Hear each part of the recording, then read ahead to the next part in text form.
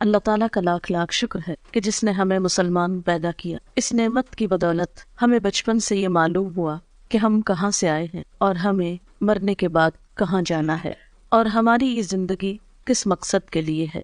اللہ سبحانہ و تعالیٰ قرآن پاک میں فرماتے ہیں خلق الموت والحیات لیبلوکم ایکم احسن عملا، کہ اس نے موت اور زندگی کو بنایا کہ تمہیں آزما کر دیکھے تم میں اچھے کام کون کرتا ہے۔ ہم میں سے ہر ایک کے لیے یہ زندگی ایک امتحان ہے۔ ہم سب سے یہ دیکھا جا رہا ہے کہ ہم کیسے عمل کرتے ہیں۔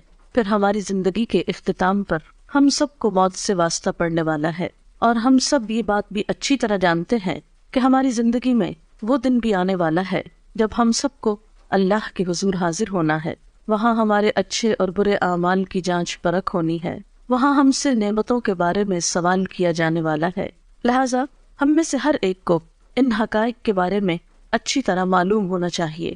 آج کی اس شام جس موضوع پر ہم گفتگو کرنے والے ہیں وہ ہے موت کے بعد کیا ہوتا ہے، اور پھر موت کے بعد کیا چیز ہمیں فائدہ دیتی ہے۔ تو گویا آج کی گفتگو دو حصوں پر مشتمل ہے۔ ایک تو بذات خود موت اور اس کے بعد ہونے والے مرحلوں سے متعلق ہے، اور دوسری کہ مرنے کے بعد پھر وہ کون سی چیزیں ہیں جن سے ہم سب کو فائدہ پہنچ سکتا ہے۔ موت کے بارے میں گفتگو کرنا کوئی بہت خوشگوار بات نہیں، لیکن ہم سب جانتے ہیں کہ یہ ایک بہت بڑی حقیقت ہے جس سے کوئی بھی فرار حاصل کر نہیں سکتا۔ یہ ایک ایسا تلخ پیالہ ہے جو ہم میں سے ہر ایک کو پینا ہے، اس لیے عقل مند ہے وہ شخص جو آنے والے وقت سے پہلے اس کے لیے تیاری کر لے اور اچھی طرح جان لے کہ اس پر کیسی کیسی کیفیات گزرنے والی ہیں۔ قرآن پاک میں اللہ سبحانہ و تعالیٰ فرماتے ہیں کل نفس ذائقۃ الموت، ہر شخص کو موت کا مزہ چکھنا ہے، اور یہ بات 3 بار فرمائی گئی ہے۔ موت کیا ہے؟ موت زندگی کا اپوزٹ ہے، زندگی کا جوڑا ہے۔ ہر چیز اپنے جوڑے کے ساتھ مکمل ہوتی ہے، اسی طرح زندگی کا تصور اس وقت تک ادھورا رہتا ہے جب تک کہ موت کا ذکر نہ ہو۔ انسانی تخلیق کے بارے میں اللہ سبحانہ و تعالیٰ نے فرمایا وَكُنْتُمْ أَمْوَاتًا فَأَحْيَاكُمْ ثُمَّ يُمِيتُكُمْ ثُمَّ يُحْيِيكُمْ ثُمَّ إِلَيْهِ تُرْجَعُونَ، تم مردہ تھے، پھر اس نے تم کو زندہ کیا، پھر وہ تم کو موت دے گا، پھر وہ تم کو زندہ کرے گا، پھر تم اس کی طرف لوٹائے جاؤ گے، پھر تم اسی کی طرف جمع کیے جاؤ گے۔ ہم کچھ نہ تھے، پھر ہم وجود میں آئے، پھر ایک وقت ہوگا کہ موت آ جائے گی اور ہماری یہ ظاہری ہستی ختم ہو جائے گی، اور پھر ایک وقت آئے گا کہ دوبارہ زندگی ملے گی، اور پھر اللہ کی طرف واپسی، حساب کتاب کا وقت۔ گویا ہر انسان ان 4 مرحلوں سے گزرتا ہے۔ پہلا مرحلہ کچھ نہ تھے، اس مرحلے میں ہماری روح موجود تھی، کیونکہ اللہ تعالیٰ نے تمام روحوں کو حضرت آدم علیہ السلام کی پیدائش کے بعد پیدا کر لیا تھا، لیکن دنیا میں آنے تک وہ سب ایک انتظار گاہ میں ہوتی ہے۔ اس میں روح ایک الگ وجود رکھتی ہے مگر جسم نہیں ہوتا۔ یہ کیفیت بھی موت سے ملتی جلتی ہے، جب روح تنہا ہوتی ہے۔ پھر زندگی جب ملتی ہے تو روح کو جسم مل جاتا ہے، پھر جب موت آتی ہے تو روح جسم سے جدا کر دی جاتی، پھر جب دوبارہ زندگی ملے گی تو جسم اور روح پھر آپس میں مل جائیں گے۔ تو گویا دوسرے لفظوں میں موت نام ہے جسم اور روح کی جدائی کا، اور زندگی نام ہے دونوں کے ملاپ کا۔ ہم کچھ نہ تھے، ہم وجود میں آئے، ہماری روح کو جسم ملا، اور جب ہماری زندگی پوری ہو جائے گی، ہمیں دیا ہوا وقت مکمل ہو جائے گا، تو پھر ہم میں سے ہر ایک کو موت کی کیفیت سے لازماً دوچار ہونا ہوگا۔ وہ وقت بہت اداسی کا وقت ہوتا ہے۔ جدائی کا وقت تو ویسے بھی، خاص زندگی میں ہی کسی سے جدائی ہو، وہ ایک تکلیف دہ وقت ہوتا ہے۔ الگ ہونا، بچھڑنا کوئی خوشگوار بات نہیں۔ عارضی جدائیاں بھی تکلیف دہ ہوتی، لیکن کچھ جدائیاں پھر مستقل ہو جاتی، اور اس کے بعد دوبارہ اس دنیا میں واپسی کا امکان نہیں۔ پھر انسان اگلے مرحلے طے کرتا ہے۔ وہ وقت نہ صرف یہ کہ روحانی طور پر ایک اداسی کا، تکلیف کا وقت ہوتا ہے، بلکہ جسمانی طور پر بھی ایک تکلیف دہ وقت ہوتا ہے۔ موت کے وقت کی ایک سختی ہوتی ہے، روح کے ساتھ جسم بھی اس تکلیف کو محسوس کرتا ہے، انسان کا بال بال دکھتا ہے۔ وہ وقت ایک بے ہوشی کا سا وقت ہوتا ہے۔ قرآن پاک میں سورۃ قاف میں اللہ تعالیٰ فرماتے ہیں وَجَاءَتْ سَكْرَةُ الْمَوْتِ بِالْحَقِّ، اور موت کی بے ہوشی یا موت کی سختی حق لے کر آ پہنچی، یعنی موت کے وقت ایک بے ہوشی کسی کیفیت اور ایک تکلیف کسی کیفیت ہوتی ہے۔ اسی لیے حضور صلی اللہ علیہ وسلم نے ایک دعا سکھائی اللہم اعنی علی سکرات الموت وغمرات الموت، اے اللہ تو میری مدد فرما موت کی بے ہوشیوں پر اور موت کے وقت جو تکلیف ہے اس پر۔ اللہ سبحانہ وتعالیٰ یہ بھی فرماتے ہیں کلا اذا بلغت التراقی وقیل من راق وظن انہ الفراق والتفت الساق بالساق الی ربک یومئذ المساق۔ سورۃ القیامہ کی ان آیات میں بتایا گیا کہ جب جان حلق تک پہنچ جاتی ہے تو کہا جاتا ہے کہ ہے کوئی جھاڑ پھونک کرنے والا۔ آدمی یہ سمجھتا ہے کہ اب دنیا سے جدائی کا وقت آ گیا، اس وقت پنڈلی کے ساتھ پنڈلی مل جاتی ہے، یعنی انسان کی انتہائی بے بسی کی کیفیت ہوتی ہے، نہ کوئی علاج کام آتا ہے، نہ کوئی دم درود کام آتا ہے، اور انسان اپنی روح کو خیر بات کہہ دیتا ہے۔ حضرت جابر رضی اللہ تعالی عنہ کہتے ہیں رسول اللہ صلی اللہ علیہ وسلم نے فرمایا موت کی تمنا نہ کرو، لا تمنوا الموت۔ جان کنی کی تکلیف بڑی شدید ہے، اور یہ نیک بختی کی علامت ہے کہ اللہ کسی بندے کی عمر لمبی کر دے اور اسے توبہ کی توفیق عطا فرما دے۔ موت کے بعد جسم ہوتے وہ قبر میں ہوتی ہے، اور روح جو ہوتی علیین نہ سجین میں ہوتی۔ نیک لوگوں کی روح علیین میں ہوتی ہے جو بلند جگہ ہے، اور بدترین لوگوں کی روح سجین میں ہوتی ہے جو قید خانہ ہے، اور وہاں ان کے ساتھ جو بھی معاملہ ہوتا ہے جزا یا سزا کا۔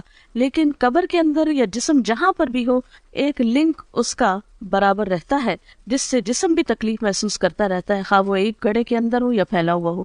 بالکل ایسے ہی ہے جیسے کروڑوں میل دور سورج ہونے کے باوجود اس کی کرن ہمارے جسم پہ پہنچتی ہے تو ایک کنیکشن ہو جاتا ہے، اور ایک جیسے شعاع آپ کی آنکھ میں اگر ریفلیکٹ ہو کے بھی آتی ہے تو ایک پیئرسنگ افیکٹ ہوتا ہے اس کا۔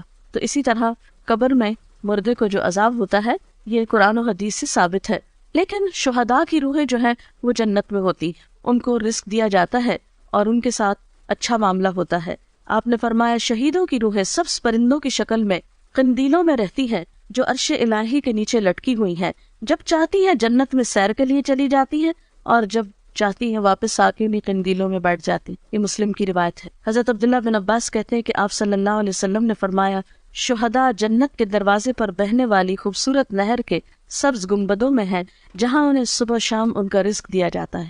اس کے بعد یہ کہ قیامت کا دن آتا ہے اور انسان کا حساب کتاب شروع ہوتا ہے۔ میں اس کی تفصیلات میں نہیں جاؤں گی، میں اپنے لیکچر کا دوسرا اہم ترین حصہ کہ مردے کے لیے پھر ہمیں کیا کرنا چاہیے وہ تو پہنچ گیا جہاں اس کو پہنچنا تھا۔ ان احادیث کی روشنی میں اور قرآنی آیات کی روشنی میں زیادہ بڑا فرق جو ہے وہ مسلم اور کافر کا ہے، اور ایک چیز بیچ میں منافق کی بھی آتی اور برے اعمال کی بھی آتی۔ بہرحال قیامت کے دن انسان کی شکلوں صورتوں کو، اس کے مال کو، پراپرٹی کو، جائیداد کو، اس کی ذہانت اور اس کی ڈگریوں کو، سرٹیفکیٹس کو نہیں دیکھا جائے گا، اس کی نیت دیکھی جائے گی، اس کا اخلاق اور اس کے اعمال اور اس کا کردار دیکھا جائے گا کہ اس نے اللہ تعالیٰ کی پسند کے کتنے کام کی۔ مثلاً ایک شخص زبان کھولتا ہے اور غلط باتیں کرتا ہے، جھوٹ بولتا ہے، الزام تراشی کرتا ہے اور ساتھ نماز بھی پڑھتا ہے۔ ایک شخص شہید ہو رہا ہے اور ساتھ والدین کی نافرمانی وہ کرتا ہے۔ تو کچھ مسلمان ایسے ہوئے کہ جن کے ملے جلے عمل ہوں گے۔ اب یہ اللہ تعالیٰ پر ڈیپینڈ کرتا ہے کہ وہ کس کے ساتھ کیا معاملہ کرے۔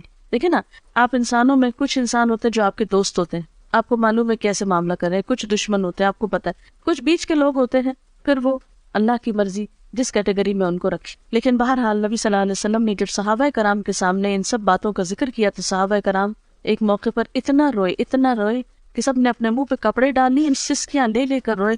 ان سب نے یہ محسوس کیا گویا یہ ساری باتیں ہمارے ہی بارے میں کی گئیں۔ لیکن جب ہمیں اس طرح کی کوئی بات سنائی جائے تو ہم کہتے ہیں نہیں یہ تو کافر کی بات ہے، منافق کی بات ہے، ہم تو کلمہ پڑھتے ہیں اس لیے ہم پہ کوئی اثر نہیں۔ لیکن ٹھیک ہے ہم کلمہ پڑھتے ہیں، لیکن یہ بھی دیکھنا چاہیے کہ کلمے کی تصدیق کتنی کرتے ہیں، اس کو سچا کتنا مانتے ہیں، اور اللہ تعالیٰ کو بڑا کتنا مانتے ہیں، اس کی اطاعت کتنی کرتے ہیں۔ یہ بات بھی ہم سب کو سوچنے کی ہے۔ بات یہ ہے کہ عمل سے ہی انسان کی زندگی بنتی ہے، اور اللہ تعالیٰ بھی انسان کے عمل کو دیکھتا ہے۔ اس لیے ہم سب کو یہ دیکھنا چاہیے کہ ہم نے اپنی آخرت کے لیے کیا تیار کر رکھا ہے، جیسے کہ قرآن پاک میں آتا ہے وَلْتَنْظُرْ نَفْسٌ مَا قَدَّمَتْ لِغَدٍ، چاہیے کہ ہر شخص دیکھے اس نے اپنے کل کے لیے کیا تیاری کی ہے۔ سورۃ یاسین میں بھی اللہ سبحانہ وتعالیٰ فرماتے ہیں إِنَّا نَحْنُ نُحْيِي الْمَوْتَى وَنَكْتُبُ مَا قَدَّمُوا وَآثَارَهُمْ وَكُلَّ شَيْءٍ أَحْصَيْنَاهُ فِي إِمَامٍ مُبِينٍ، کہ یقیناً ہم مردوں کو زندہ کریں گے اور ہم لکھ رہے ہیں جو کچھ وہ آگے بھیجتے ہیں اور جو اپنے آثار چھوڑ رہے ہیں، اور ہر چیز کو ہم نے کھلی کتاب میں لکھ رکھا ہے۔ تو گویا ہر انسان کا نامہ اعمال دو چیزوں پر مشتمل ہے، ایک وہ جو اپنی زندگی میں کام کرتا ہے اچھے یا برے، دوسرے وہ جو اس کے بعد اس کے نام پر یا اس کو دیکھ کر لوگ کرتے ہیں۔ مثلاً اس کے جتنے بھی آثار ہیں، آثار سے مراد نشانیاں ہوتی ہیں، اثر کی جمع ہے، بچے اس کی نشانیاں ہیں، یا اس کا علم اس کی ایک نشانی یا علامت ہے، یا اور اس کے کچھ اچھے اعمال۔ ایسے اعمال کا اس کو بعد میں بھی بونس ملتا رہتا ہے، اجر ملتا رہتا ہے، لیکن نئے عمل کرنے کا وقت ختم ہو جاتا ہے۔ اس لیے ہم دیکھتے ہیں کہ نبی صلی اللہ علیہ وسلم نے فرمایا مرنے کے بعد انسان کے اعمال کا سلسلہ منقطع ہو جاتا ہے سوائے 3 چیزوں کے جن کا ثواب میت کو پہنچتا رہتا ہے۔ نمبر 1 صدقہ جاریہ کرنا، نمبر 2 لوگوں کو فائدہ دینے والا علم، نمبر 3 نیک اولاد جو میت کے لیے دعا کرتی ہے۔ تو گویا انسان کے آثار میں 3 چیزیں ہیں۔ ایک تو یہ کہ زندگی میں انسان ایسی جگہ اپنے ہاتھ سے پیسہ لگا جائے کہ جس سے لوگوں کو فائدہ پہنچے، سے کوئی کنواں کھدوا دیا یا کوئی اسکول بنوایا، کوئی ہاسپٹل بنوایا یا کوئی اور اچھا کام کیا۔ دوسرا یہ کہ کسی کو کوئی تعلیم دے جائے، کچھ سکھا جائے، کوئی اچھی بات بتا جائے اور وہ اس پر عمل کرے۔ اور تیسری یہ کہ نیک اولاد جو اچھی تربیت والدین کرتے ہیں تو اس پر جو کچھ وہ نیک اولاد کام کرے گی وہ والدین کے لیے اجر و ثواب کا باعث ہوگی۔ حضرت انس کہتے ہیں کہ میں نے نبی صلی اللہ علیہ وسلم سے سنا، آپ فرماتے ہیں دوست 3 قسم کے ہوتے ہیں، یعنی فرینڈز کی 3 قسمیں۔ ایک دوست تم سے کہتا ہے میں تمہارے ساتھ رہوں گا یہاں تک کہ تم قبر میں پہنچ جاؤ۔ ایسا آدمی جب قبر میں پہنچتا ہے تو وہ دوست اس کا ساتھ چھوڑ دیتا ہے۔ دوسرا دوست وہ تم سے کہتا ہے تمہارا بس اتنا حصہ ہے جتنا تم نے غریبوں کو دیا، اور جو کچھ تم نے نہیں دیا اپنے پاس رکھا وہ تمہارا نہیں۔ اس دوست کا نام مال ہے۔ یعنی ایک انسانی دوست ہے جو زندگی میں ساتھ دیتا ہے، مرنے پہ ساتھ چھوڑ جاتا ہے۔ دوسرا مال ہے جو اگر تو اچھے کاموں میں لگا دیا جائے، دوسروں پہ خرچ کیا جائے تو بعد میں بھی کام آئے گا، اور اگر صرف اپنی ہی ذات پر خرچ کر دیا اور اپنی ہی خواہشات کی پورا کرنے پر تو اس سے کیا ہوگا، بعد میں کام نہیں آئے گا۔ اور تیسرا دوست تم سے کہتا ہے کہ میں تمہارے ساتھ رہوں گا اس جگہ بھی جہاں تم داخل ہوگے، اس جگہ بھی جہاں سے تم نکل کر جاؤ گے، یعنی قبر۔ اس کا نام عمل ہے۔ آدمی حیران ہو کر عمل سے کہے گا بخدا ان تینوں طرح کے دوستوں میں سے تم میں حقیر اور معمولی چیز سمجھتا تھا اور یہ میری بھول تھی۔ میں نے رشتہ داروں کے لیے، دوستوں کے لیے سب کچھ کیا، کوئی کام نہیں آیا، صرف عمل ہی ساتھ رہا۔ تو گویا ایک دوست انسان ہے، دوسرا مال ہے اور تیسرا عمل ہے۔ انسان انسانی دوستوں کو بہت اہمیت دیتا ہے، مال کو بھی بہت چاہتا ہے، لیکن کام کرنا پسند نہیں کرتا، جبکہ صاف اسی کو دینا ہے۔ حضرت ابو ہریرہ سے روایت ہے، نبی صلی اللہ علیہ وسلم نے فرمایا بے شک مومن کے ان کاموں اور نیکیوں میں سے جن کا ثواب اسے مرنے کے بعد بھی پہنچتا رہے گا یہ چیزیں ہیں۔ یعنی اپنی زندگی میں انسان ایسے کام کر جائے جس کا اجر و ثواب اس کو مرنے کے بعد ملے، تو آپ صلی اللہ علیہ وسلم نے اب وہ کام بتائیں۔ اب یہ حدیث ہم سب کے لیے کہ وہ کون سے کام ہے جو آج ہم کریں تو ہمیں قبر میں بھی اس کا پروفٹ ملتا رہے گا، اس کا فائدہ ملتا رہے گا، کیونکہ عمل ہی ساتھ جائے گا نا۔ تو وہ کون سے ہیں؟ نمبر 1 وہ علم جس کو اس نے سیکھ کر پھیلایا، یعنی خود بھی سیکھا اور دوسروں کو بھی سکھایا یا پھیلایا۔ نمبر 2 نیک اولاد جو اپنے بات چھوڑ گیا، کیونکہ وہ بھی جو کچھ کرے گی انسان کی کوشش ہوتی ہے نا اس میں شامل، کیونکہ اولاد کو سکھاتا ہے انسان، طالب علموں کی طرح تربیت کرتا ہے، تو جو وہ کرے گی وہ بھی ثواب ملے گا اس۔ نمبر 3 قرآن مجید جس کا وہ دوسرے کو وارث بنا گیا، یعنی اس کے اپنا تھا جس سے پڑھتا تھا کرتا تھا، پھر وہ کسی کو دے گیا اور کوئی اور اس کو پڑھ رہا ہے۔ نمبر 4 مسجد جو وہ تعمیر کر گیا۔ نمبر 5 مسافروں کے ٹھہرنے کے لیے گھر بنا گیا، یہ کوئی ہاسٹل بھی ہو سکتا ہے، کوئی مسافر خانہ، سرائے، کچھ بھی ہو سکتا ہے۔ نمبر 6 نہر جاری کر گیا، یعنی پانی کا انتظام کر گیا۔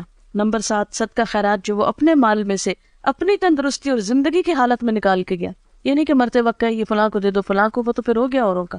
ان چیزوں کا اس کو مرنے کے بعد بھی ثواب پہنچتا رہے گا، یعنی یہ وہ اعمال ہیں کہ جو مرنے کے بعد بھی انسان کے کام آتے ہیں۔ حضرت ابو ہریرہ سے روایت ہے سعد بن عبادہ کی والدہ فوت ہو گئی تو سعد نے کہا ہے اللہ کے رسول صلی اللہ علیہ وسلم میری ماں فوت ہو گئی ہے، کیا میں اس کی طرف سے خیرات کر سکتا ہوں؟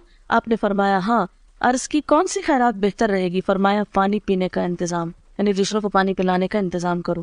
تو مرنے والے کے لیے یہ نیکی بھی باعث ثواب ہے، خواہ انسان اپنی زندگی میں خود کر جائے یا اس کے بعد اس کی اولاد کرے یا وارث کرے۔ پھر علم کے بارے میں آپ صلی اللہ علیہ وسلم نے فرمایا بے علموں کو علم سکھانا صدقہ ہے۔ حصول علم کے راستے پہ چلنے والے کے لیے اللہ تعالیٰ جنت کا راستہ آسان کر دیتے ہیں، یعنی علم جو ہے انسان کے لیے بہترین صدقہ جاریہ ہے۔ انسان اگر سیکھتا ہے، سکھاتا ہے، کوئی کتاب لکھتا ہے، کوئی مضمون لکھتا ہے، کوئی کسی کو تعلیم دیتا ہے، کسی طالب علم کی فیس دیتا ہے، کوئی اسکول بنوا دیتا ہے، کوئی مدرسہ بنواتا ہے، کچھ بھی جو علم کی ایکٹیویٹی یا ترقی کے لیے، اور آج کا دور جیسے کمپیوٹر اور انٹرنیٹ کا دور ہے یا اور وسائل، تو کوئی بھی ایسا آلہ یا چیز خریدنا یا تیار کرنا یا ایجاد کرنا وہ سب اس میں شامل ہے جس سے خیر کی بات عام ہو سکے۔ پھر نیک اولاد، یعنی انسان کی زندگی میں بہت چانس ہے کہ اپنے بچوں کی، خصوصاً آپ مائیں ہیں جن کے پاس بچوں کو وقت زیادہ ملتا ہے رہنے کا، ان کی اچھی تربیت کرے۔ آپ نے فرمایا سب سے پاکیزہ کھانا جو تم کھاتے ہو اپنے ہاتھ کی کمائی سے ہے، اور تمہاری اولاد بھی تمہاری کمائی میں شامل ہے۔ یعنی گویا اولاد کو قرآن و سنت کا علم دینا، اچھی تمیز، اخلاق، ادب سکھانا جو ہے اجر و ثواب کا باعث ہے۔ ایک اور چیز جو میت کو فائدہ دیتی ہے وہ دعا ہے۔ ایک مسلمان جب اپنے بھائی کی عدم موجودگی میں دعا کرتا ہے تو وہ قبول ہوتی ہے، اور اس آدمی کے پاس ایک نگران فرشتہ ہوتا ہے جو کہتا ہے کہ جو دعا تم اپنے بھائی کے لیے کر رہے ہو وہی تم کو بھی ملے۔ پھر اسی طرح ایک حدیث میں آتا ہے کہ قبر میں میت کی مثال ڈوبنے والے اور فریاد کرنے والے کی طرح ہوتی ہے، جو اپنے ماں باپ یا بہن بھائی یا کسی دوست کی دعا کا منتظر رہتا ہے، اور جب وہ اسے پہنچتی ہے تو دنیا کی ہر چیز سے زیادہ پیاری اس کو وہ دعا ہوتی ہے جو دوستوں کی طرف سے اس کو ملتی ہے یا اولاد کی طرف سے۔ آپ صلی اللہ علیہ وسلم نے فرمایا، بے شک اللہ تعالیٰ اہل دنیا کی دعا سے اہل قبور کو پہاڑوں کے برابر اجر عطا کرتا ہے۔ یعنی ہماری دعائیں مردوں کے حق میں کیسے ثابت ہوتی ہیں؟ جیسے پہاڑ جتنا تحفہ، جو معمولی چیز نہیں ہے کسی مرنے والے کے لیے دعا کرنا۔ مردوں کے لیے زندوں کی طرف سے بہترین تحفہ ان کے لیے استغفار کرنا، یعنی ان کی بخشش کی دعا کرنا۔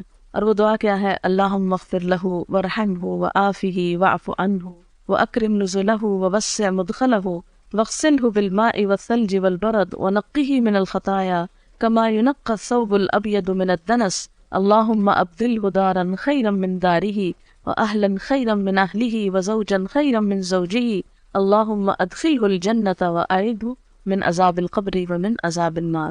تو یہ مصنون دعا ہے جو آپ صلی اللہ علیہ وسلم مردے کے لیے پڑھتے تھے۔ ہم سب کو بھی اپنے والدین کے لیے اور دیگر رشتہ داروں کے لیے یا دوستوں کے لیے جو دنیا سے چلے جائیں یہی دعا کرنی چاہیے۔ ہم سب کے پاس جو وقت ہے، صحت ہے، جوانی ہے، یہ ساری نعمتیں ایسی ہیں کہ جن کے بارے میں ہم سے سوال کیا جائے گا، حساب ہوگا۔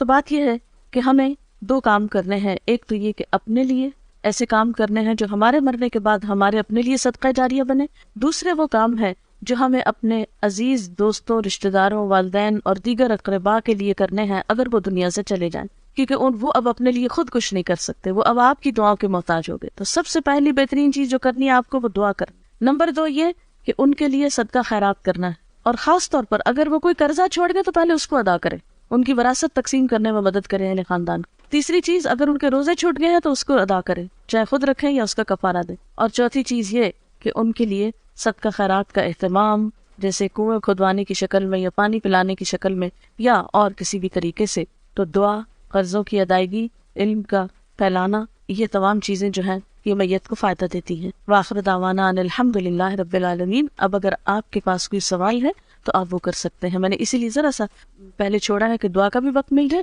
اور اگر کوئی بات آپ کے ذہن میں ہو جو اس لیکچر سے واضح نہیں ہوئی تو اس سے آپ کو فائدہ ہو جائے۔ شرک کا مطلب ہوتا ہے کسی کو شریک کرنا۔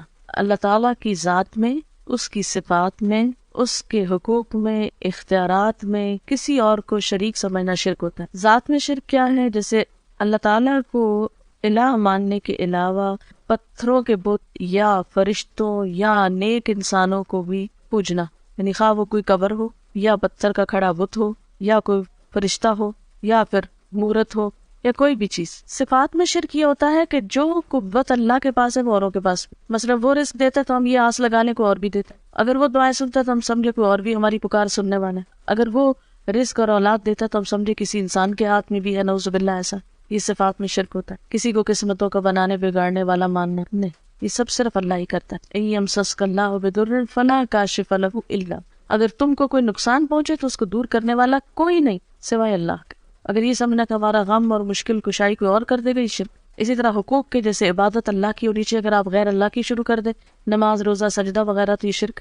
اختیارات یہ کہ جیسے اختیارات اللہ کے ہیں اگر کسی اور میں سمجھے تو یہ بھی شرک۔ سوال ہے، میت کے نام پر کھانا پکا کر کسی کو کھلانا یا مسجد میں بھیجنے سے میت کو فائدہ ہے یا نہیں؟ اگر وہ کسی غریب کو آپ کھلا رہے ہیں، کسی ضرورت مند کو دے رہے ہیں تو انشاءاللہ فائدہ پہنچے گا، یعنی صدقہ اس کے نام پر آپ کر رہے ہیں، اس کو فائدہ پہنچانے۔ لیکن اگر وہ پکا کر خود ہی بیٹھ کے کھا لیتے ہیں، جیسے ہمارے یہاں ہوتا ہے کہ تیسرے دن کل کرتے ہیں اور اس میں اچھے اچھے فروٹ کاٹتے ہیں اور وہ سب آئے ہوئے دوست رشتہ دار کھا پی کے گھروں کو چلے جاتے ہیں، پارٹی کا سما ہوتا ہے، تو یہ تو کوئی صدقے کی قسم نہیں۔ یا پھر یہ کہ ہر جمعرات کو ہم اسی طرح کا کام کرتے ہیں، یا 40 دن گزرنے پر ہم دیگ چڑھاتے ہیں اور سب ایک جیسے دعوت ہو رہی ہے سب کی، آئے بیٹھے کچھ اور کھایا پیا اور چلے گئے، تو صدقہ ہے نا، یعنی کسی غریب کو کھلانا، کسی ضرورت مند کو دینا۔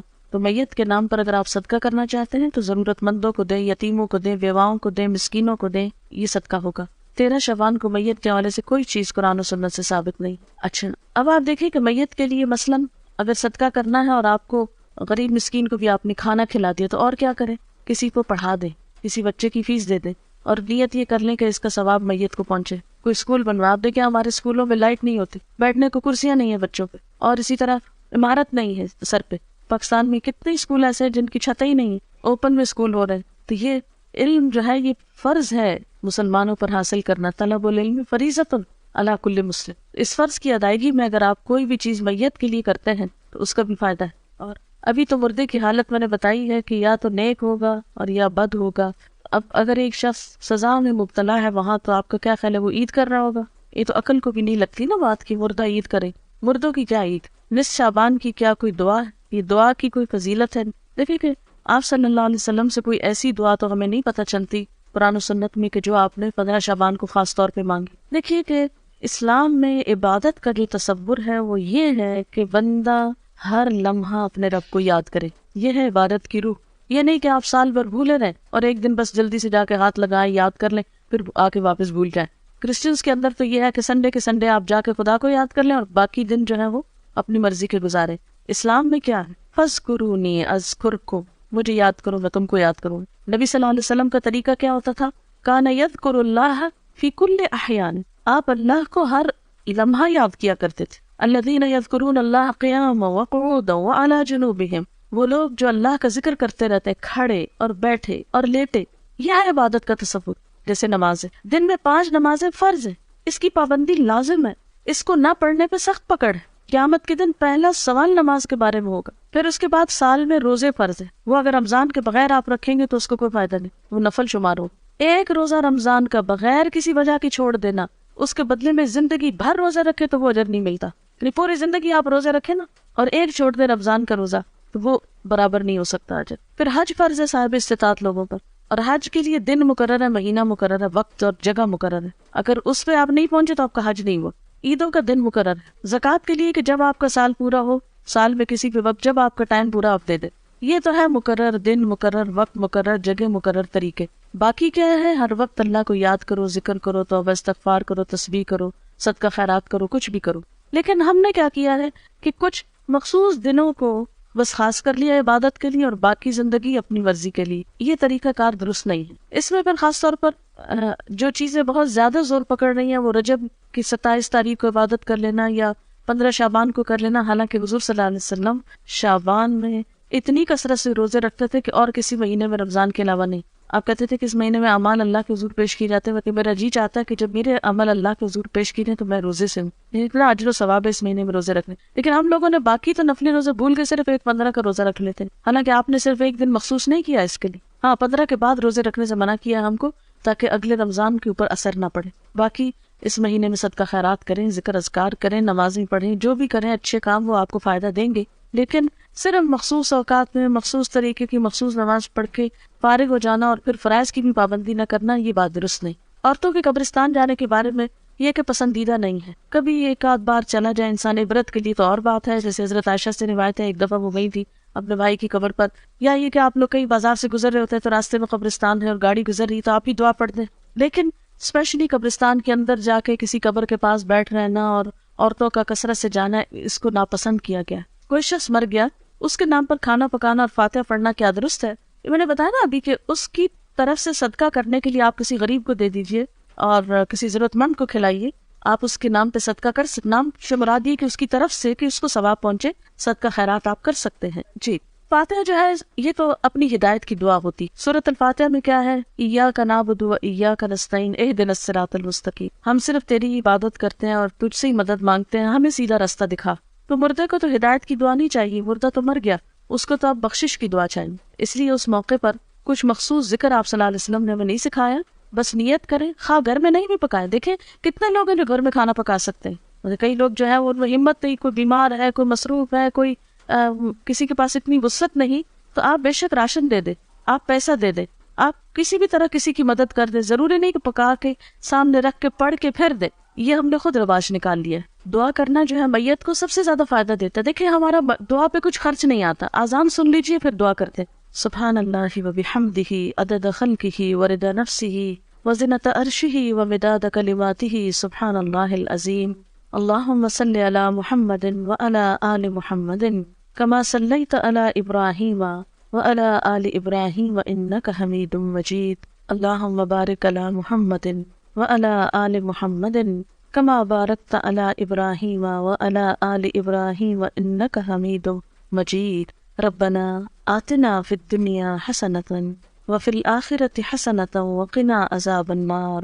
ربنا لا تزغ قلوبنا بعد إذ هديتنا وهب لنا من لدنك رحمة إنك أنت الوهاب ربنا هب لنا من أزواجنا وذرياتنا قرة أعين واجعلنا للمتقين إماما ربنا لا تؤاخذنا إن نسينا أو أخطأنا ربنا ولا تحمل علينا إصرا كما حملته على الذين من قبلنا ربنا ولا تحملنا ما لا طاقة لنا به واعف عنا واغفر لنا وارحمنا أنت مولانا فانصرنا على القوم الكافرين۔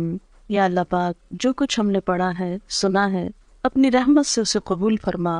یا اللہ جو باتیں آپ کی مرضی کے مطابق ہوئی ہیں آپ کو پسند آئی ہیں ہم سب کو اس پر عمل کی توفیق عطا فرما۔ اگر کوئی بات بھولے سے زبان سے ایسی نکلی ہے جو آپ کو پسند نہیں آئی تو ہم سب کو اس سے دور کر دے۔ یا اللہ تو ہمارے گناہوں کو معاف کر دے، ہمیں ہدایت عطا فرما، ہمیں ان کاموں کی توفیق دے جن سے تو راضی ہو جائے۔ اللہ ہمیں اپنی محبت عطا کر دے، اپنے حبیب محمد صلی اللہ علیہ وسلم کی محبت عطا کر دے، نیک بندوں کی محبت عطا کر دے۔ یا رب العالمین تو ہمارے گناہوں کو معاف کر دے، ہماری کوتاہیوں سے اور سستی سے درگزر فرما۔ یا اللہ تو ہمیں اس زندگی میں ان کاموں کی توفیق دے جن سے تو راضی ہو جائے۔ اللہ ہمارے والدین پر اپنی رحمت فرما۔ یا رب العالمین ریحانہ اور افسانہ کی والدہ پر اپنی رحمت فرما، ان کے درجات بلند فرما، ان کو اپنی عافیت میں رکھ، ان کو جنت الفردوس کے اعلیٰ مقام میں جگہ عطا فرما، انہیں آخرت کی بہترین بھلائیاں نصیب فرما، ان کی اولاد کو ان کے لیے صدقہ جاریہ بنا، انہیں بہترین نیک اعمال کی توفیق دے جو ان کی والدہ کے لیے بہترین اجر کا سبب ہو۔ یا رب العالمین ہم سب بھی اس رستے کے مسافر ہیں، ہمیں بھی ان کاموں کی توفیق دے جو ہمیں وہاں کام آنے والے ہیں، ہماری موت کی سختی کو ہم پہ آسان کر دینا، نیک فرشتوں سے ہمارا واسطہ ہو۔ یا اللہ ہمیں قبر کے عذاب سے بچانا، یا اللہ تو ہمارا خاتمہ ایمان پر فرمانا، آخری وقت کلمہ نصیب فرمانا۔ یا اللہ ہماری اولادوں کو ہماری آنکھوں کی ٹھنڈک بنا، انہیں دنیا اور آخرت میں کامیابی دے۔ یا اللہ ہمیں نیکی کے کاموں کی توفیق دے، برائیوں سے بچنے کی توفیق عطا کر دے، اپنی ذات پر ہمیں مکمل ایمان اور بھروسہ عطا کر دے۔ جتنی بہنیں یہاں آئی ہیں سب کا آنا قبول کر، اس گھر پر اپنی خیر و برکت نازل فرما، سب کے دکھ تکلیفیں پریشانیاں دور فرما، ہم سب کو اپنی رحمت سے ڈھانپ لے، ہم سے درگزر فرما، تو ہی ہمارا مولا ہے، ہم سب پر اپنی رحمت فرما۔ ربنا تقبل منا انک انت السمیع العلیم وتب علینا انک انت التواب الرحیم وصلی اللہ تعالی علی خیر خلقہ محمد وعلی آلہ واصحابہ واہل بیتہ اجمعین برحمتک یا ارحم الراحمین۔ الہی آمین۔ سبحانک اللہم وبحمدک نشہد ان لا الہ الا انت نستغفرک ونتوب الیک۔ رخسانہ کچھ کیسٹ اور کتاب شاید آپ کو اپنی والدہ کے صدقہ جاریہ کے لیے تقسیم کرنا چاہتی ہیں، اس کے لیے میں آپ کو تھوڑا سا گائیڈ کرنا چاہوں گی کہ جب بھی آپ نماز پڑھیں اور قرآن پاک پڑھیں تو یہ چھوٹی سی دعاؤں کی کتاب ہے، اس کو آپ اپنے پرس میں رکھ لیں، اپنے کہیں بھی قریب رکھ لیں۔ تو ویسے تو اتنی دعائیں زبانیں یاد نہیں ہوتی، بھول بھی جاتے ہیں ہم، ترتیب یاد نہیں ہوتی، تو آپ کیا کر سکتے ہیں کہ قرآن پاک کے بعد دعا قبول ہوتی ہے اس وقت آپ وہ کتاب کھولیں، 5 دعائیں 10 دعائیں 20 جتنی آپ میں توفیق ہو ان کو پڑھ لیں، نشانی رکھ لیں، پھر اگلی نماز کے بعد پھر اگلی 5-10 پڑھ لیں، پھر اگلی نماز کے بعد اس طرح کر لیں یا اگلی تلاوت کے بعد، کیونکہ میرا خود اپنا طریقہ یہی ہے کہ میں جب بھی نماز یا قرآن پڑھتی ہوں تو پھر ان دعاؤں کو آگے آگے چلاتی جاتی۔ اس طرح الحمدللہ قرآن کی دعائیں اور نبی صلی اللہ علیہ وسلم کی جو مسنون دعائیں ہیں جس میں دنیا آخرت کی ہر بلائی کا ذکر ہے، ہمارا اپنا دماغ اتنا کام نہیں کرتا، تو وہ آپ پڑھتے جائیں۔ اس کا ایک تو فائدہ آپ کو خود ہوگا، دوسرا یہ کہ جن کے صدقہ جاریہ کے لیے یہ دیا جا رہا ہے ان کو بھی ثواب پہنچے گا۔ دوسرا ایک کیسٹ ہے، اس کیسٹ کا نام ہے واپسی۔ یہ ہماری ایک بچی تھی، طالبہ تھی، وہ فوت ہو گئی، اچانک اس کا ایکسیڈنٹ ہوا تو فوت ہو گئی۔ وہ اتنی نیک بچی تھی کہ خود پڑھتی بھی تھی اور پڑھاتی بھی تھی اور ہر ایک کی مدد کے لیے تیار رہتی تھی، تو اس کی زندگی ایک بہت مثالی زندگی تھی۔